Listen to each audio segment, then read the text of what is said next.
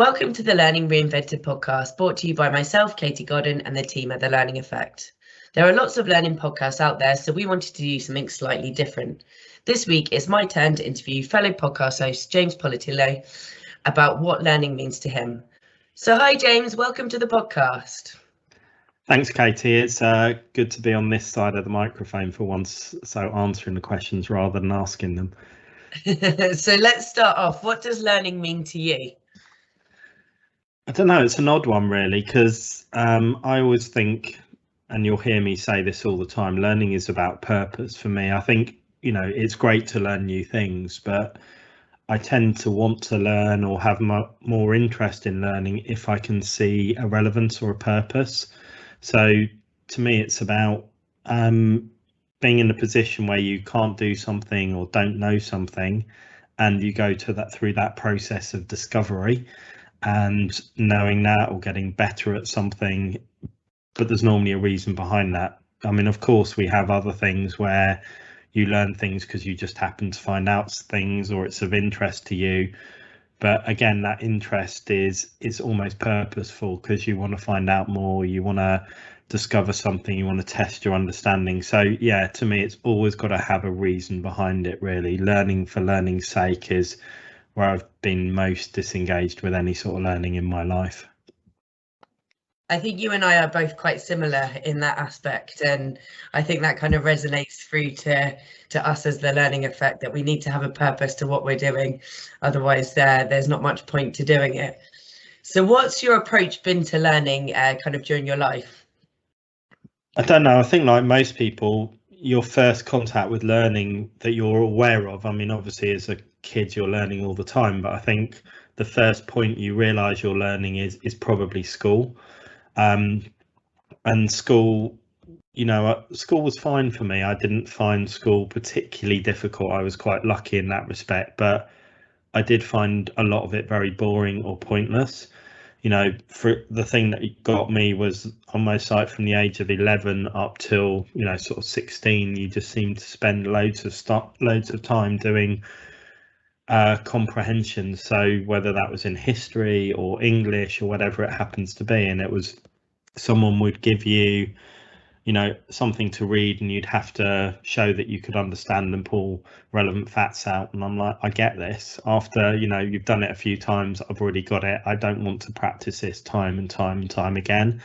And I think that probably underpins my approach to learning is I like to do stuff quickly. I get stuff quite quickly if it makes sense to me and I want to move on to something else. And I don't necessarily just want to go round and round the wheel doing the same thing time and time again. I think I've seen that both in my career, my life. I like to travel a lot. I don't necessarily want to go to the same places. I want to discover new things. And I think that's really important to me. Whereas I know for other people, learning is more about focused targeting of a particular skill set or particular career and wanting to become a master or an expert in that type of their career. Whereas to me, I think the world's moving so much. I'm interested in lots of things. I want to explore lots of things. And if I become an expert in something, I also think the world's moving so quickly that you can't just say you're heading in that. You've got to have a broader view of different things. So yeah, to me, it's a wider view of lots of different things and trying to solve problems and help people along the way. And you've got a young son. Do you think that's kind of changed your thought towards how we learn? Because obviously you're seeing him at like a really early stage and all the things that he's learning. So do you think that's kind of changed your view on anything? I think in some ways, you see that clearly he is in that stage, he's 2 and a bit, that he's tuned in to being learning all the time, and like he'll mimic you and you have to be really careful what you say or do because he's now in that stage where everything comes back straight away. But yeah, learning's quite easy for him. So we'll listen to him when he goes to sleep at night and he's counting to himself. You just listen to him counting to himself. So he's almost got that innate ability to learn because he's practicing, he's repeating, you know, he'll sit there and count up to 20. They're not always in the right order once you get above 14 or 15, but you know, he knows that, you know, it's 19 then 20, and you know, whatever it happens to be. But you know, you see him try things, walk away from things. Also, you know, I look at how he learns, and he's not the first person to dive in. He tends to be a bit reflective, stand on the outside, watch something, and when he decides to do it, he does it very quickly. So we've seen that in all stages, from when he learned to walk or anything else. He wasn't the first, but he gets things very quickly when he does. And so I think that teaches me there is some innate stuff that's different to everyone as to how they prefer or like to learn. But yeah, he's more interested in the things he's interested in, which isn't surprising, really. We're all like that. So yeah, I don't think it's changed how I think about learning, but I think it just gives you an opportunity to view it in a bit of a microcosm and see how that's working, how, you know, he as an individual and his friends and anyone else approaches it at that age. Yeah, I think that's really different, isn't it? Because like obviously at that age you don't really remember learning all of those things, like learning how to walk and talk, etc. You kind of learn it from like early on in school, perhaps like primary school, but you can already walk and talk hopefully by then. So what do you think your best learning experience to date has been? So I think, like lots of learning people, I've had some learning experiences, good, bad, and indifferent in my career. And the types of organisations I've worked in, a lot of my learning has come through activity and doing new things and taking on new projects. So I'd probably split it into sort of different events, and some of those would be actually picking up new jobs or going into new organizations and having to learn very quickly. I think that's always been my best learning experience. So I'm not someone who's stayed in one particular industry or one company for a long period of time, and I think that's what that's given me, is an ability to go in and analyze a situation, work out what's important, what's not, sift through lots of information, and again work out where my gaps in knowledge are and where I need to find out more information. So I find those the best learning experiences. In terms of formal learning experiences, I've been on lots of those, and when I did my professional HR qualifications, that was probably my worst learning experience, I think, because I was already in the world of work. I was already, you know, relatively well, I was in my mid-20s, but you know, you're sort of learning in a different way, and to go back into a very academic way of learning didn't really work for me, because it was very theoretical. There was very little attachment to reality, and as I was already working and had a decent amount of experience by then, you can see the holes in some of that way of learning, the inability to apply learning. I think in terms of the best learning event, or the one that stuck with me most, is quite interestingly when I was very early on in my career at Selfridges, I got nominated to go on Oxford Summer School, which interestingly we're now working with the British Retail Consortium to help them deliver what is now the up-to-date product of that. So 20 years ago I was a delegate on those programs, and it was a really intense week of learning. And I think that sort of being dumped into something and thrown into the deep end taught me a lot about me as a leader. I don't think that was ever on, you know, that was maybe designed into the program in a way that being immersed, having to do lots of activities, teaches you a lot about yourself, but it wasn't the stuff that was on the curriculum. I learned about how I dealt with people, how I dealt with new people, how I galvanized teams, how I balanced the wealth and health of the team against the outcomes that we achieved in the short term. So that taught me a lot about me, my leadership style, my level of patience I have for things. So I found that a really good learning experience, and I still remember some of the lessons I learned from that. But again, I don't think that was necessarily the stuff designed into the curriculum, but it was more about the experience itself. That's really good. So obviously you've had lots of experience through different industries, like you said, and you've had lots of different roles. How did you kind of get into learning, and how has that progressed over the years? I think I, like most people, fell into learning. So it was back in my time at Selfridges. I'd gone in and picked up a job whilst I worked out what I wanted to do. In effect, I'd done a role at Selfridges whilst I was studying. I did a law degree, got to the end of it, and didn't necessarily want to go on and pursue a law career, and quite honestly couldn't afford to go on and pursue the next stage of the law career either. So, you know, it was another £30,000 of investment, and I wasn't sure that was right, and therefore didn't want to invest that time and money in something that I wasn't sure was right. So I went and took a job in Selfridges, which I'd loved as a temp and a sort of part-timer, and summer and Christmas jobs, etc. I'd really enjoyed it. But I remember landing in there on day one, and this was a full-time job, and I was like, actually, I need more than this. You know, I need something else. And so I'd applied for a promotion, and someone who was a really good mentor to me at the time said, don't apply just for a management role. There's this management stroke training role that's, you can do some management, but also you'll be developing people.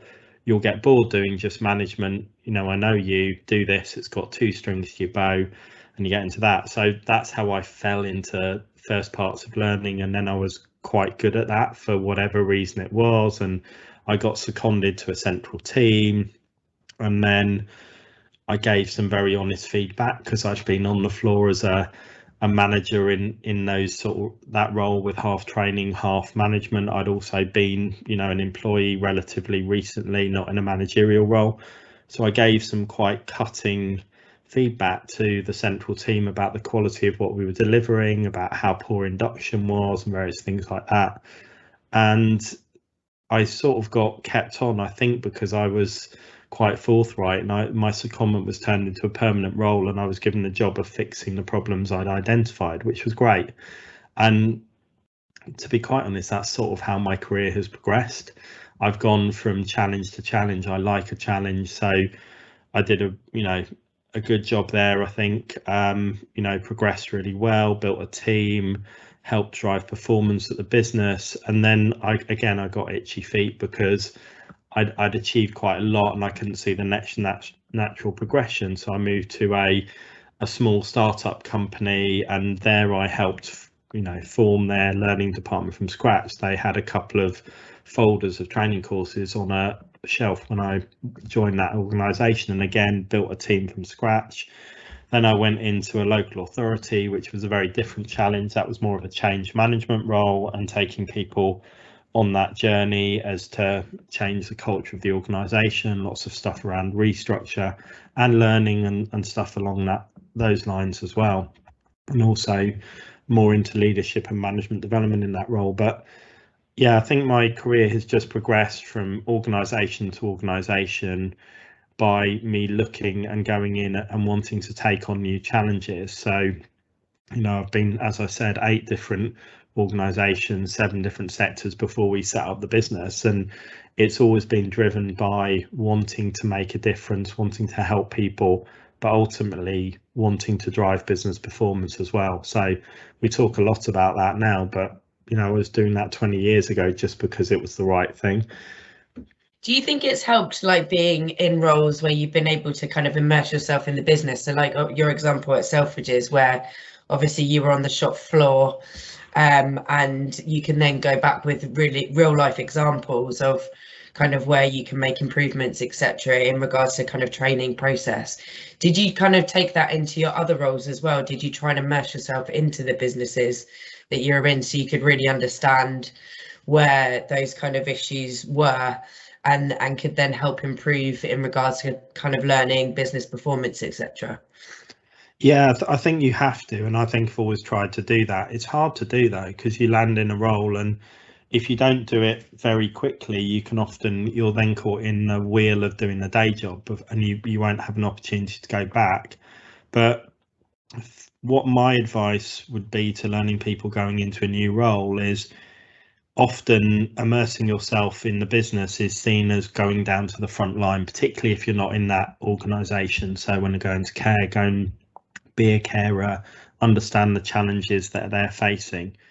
And yes, that's really important, but it's also important to understand your business, understand your people challenges, understand how your business makes money, understand, what motivates and drives your people, where your people challenges are, where the skills gaps are, where your business differentiates itself from the opposition, where your sector's facing, and all of those things are equally important as understanding exactly what it's like to be on the front line. And I think often people just take their A perspective, so they either look at what learning's needed for a particular group of people, but I think you need to understand the business, the industry you're in, right from the front line right up. And that doesn't need to be sticking in one industry or one organization for 5, 10, 15 years. It's about using the expertise around you, gaining experience, speaking to lots of people, being always interested, because you need to do that when you start in a business, but you need to keep being interested in what's changing, because just because you've had a 1-week induction where you got to learn how to do that frontline role, that will be moving constantly. The conditions they'll be doing that in is very different. If you think about the last couple of years, if I was going into a business that I'd been in before, I'm sure they look 100 times different because of COVID and the changes that are happening. And that might be a unique situation, but over the course of, months and years, things evolve, things change. So it's important to keep in touch with every part of your business as much as you possibly can. Yeah, I think it's really interesting that you've said that, because I've seen over the years kind of lots of people come into learning roles and kind of just get on with what they're tasked to do or asked to do, and whether that's kind of delivering content that's been there for years and years, or finding off the shelf content, whatever it happens to be, but they don't really have the context of the business and that understanding to be able to kind of make those decisions. They're kind of doing it off the back of like what someone else has said. So I think it's interesting that you're saying that it's important to kind of immerse yourself and have that experience. So what have your pet hates been in learning or in your learning career so far, do you think? I think I come from a different perspective to lots of learning people. I'm probably the person who doesn't really like learning. Going back to, when I was at school, learning for learning's sake is not really what I'm about. So I try to think of things in a relatively pragmatic, straightforward way. What can we achieve? Who are we trying to help? What do they need? And that often isn't learning. It's often something else. It could be reward, it could be ways of working, procedures, policies, systems. So there's all of the stuff around the edge, because you can be great at learning. And again, you have procedural learning, systems learning, but a lot of that is pushed out and just doesn't work because it's not close enough to the front line. And then you have at the other end of the world, sort of leadership training and development. And I know lots of people will be wedded into that sort of personal contact time or coaching or mentoring. But to me, I've always been more interested in the system around it. So the place that people operate in, and trying to create an environment and a culture and a way of working that enables people to develop, do their best. So to me, it's that wider stuff that I've been interested in. And I think the stuff that just makes me see alarm bells when I go into a new business or I see it happening in learning is what I'd call the sort of the jazz hands side of learning, where it's more about an experience but very little thought into the purpose. So it's about people having a nice time. So it's people going on an away day to do something, or a manager requesting something and you just delivering something because they've said so, or you spending more time on the logistics and people being happy and comfortable at an event without thinking, actually, is that event worth even running in the first place? And I see a lot of time, money, effort and credibility burnt by learning teams who worry more about effectively running a holiday camp than running learning. And I think that sets a really bad precedent for learning people, in my view, because it doesn't set you up as serious business people here who are there to help people perform. And if learning projects itself as compliance training and the learning police, and then sort of these lovely events you go to that maybe was a day out the office that you could have done something more useful with. I think that's a really bad place for learning to be, and hopefully we've moved or are moving away from that, but I still see incidents of it happening. I still see that being the first drive for lots of learning people. So to me, we're there to help people in a really practical way that helps deliver results for them, for their business. And if I see stuff that's just tinsel on something that shouldn't be happening in the first place, that's my pet hate, because I think it undermines everyone in learning's credibility. And I think that kind of leads back onto what you were saying at the beginning of what you believe learning is kind of like having that purpose behind it. And like you said, just doing learning for learning's sake and kind of keeping everyone happy and giving them like a nice lunch or something, that's not necessarily creating that purpose or kind of going back to those business requirements that you need. You kind of touched on like learning changing slightly. What do you think learning will look like in the future? I think learning will look very different. If we roll 5-10 years forward, I think learning and even employment might look very different. And I think people are going to become far more of almost their own mini business and more of a commodity themselves. So I think the onus is going to fall to individuals to upskill themselves, to learn, to remain relevant, to understand their value in the market. I think, we've moved a long way from jobs for life and, learning as a reward. I think it's got to be something that's there to help people and help the organisation. So I think that's a great thing. But what I think that will mean is we hopefully over time will get a more discerning audience for learning who accept great stuff, but also push back on anything that isn't high value. And you'll see this starting to happen in the market at the moment. So people are starting to spend on their own learning or their own development. And the start of that was a few years ago when businesses were giving people individual learning budgets to go and spend on stuff that was relevant to them or helpful to their role. I think the problem at the other end is there is a lot of rubbish out there in terms of learning. And I don't mean it's poor content, it's really hard to find the stuff that's relevant to you. So there's hundreds of LinkedIn learning courses or other generic courses out there, but if you look at what they cover, they're basically an introduction to something. They don't really, unless it's technical skills, take you to where you need to be. And what I think is learning will be far more about connection, about surfacing of knowledge, about connecting people together, because Google search or any of those things is still not good enough to solve lots of the problems we face, because they're contextual or they're individualized. And I think back to the 2 years we've had running a business, and along that way we've done learning courses, we've been to support resources, we've asked for advice.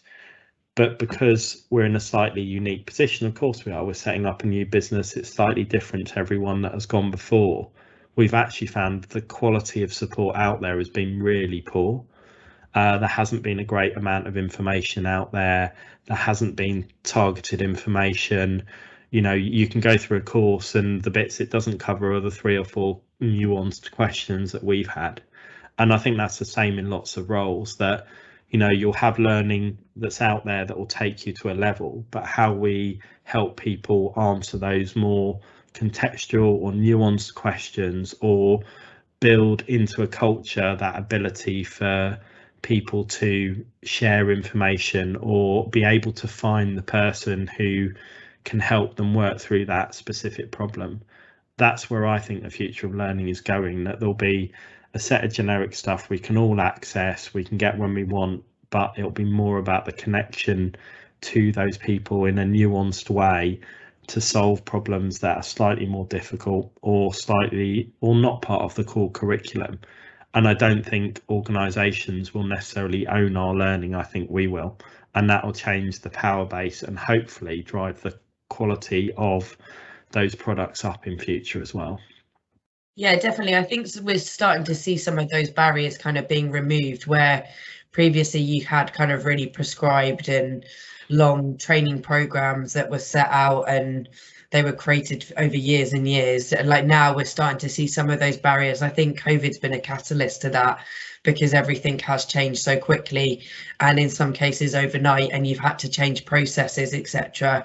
So you've had to be more flexible in the way kind of learning and communications are delivered.